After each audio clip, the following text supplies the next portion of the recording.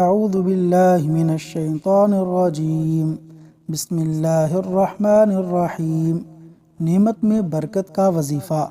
نبی کریم صلی اللہ علیہ وسلم جب کسی خوشگوار چیز کو دیکھتے تو یہ پڑھا کرتے تھے: الحمدللہ الذی بنعمتہ تتم الصالحات۔ ترجمہ: تمام تعریفیں اس ذات کے لیے ہیں جس کی رحمت کے ساتھ ہی نعمتیں اتمام پذیر ہوتی ہیں۔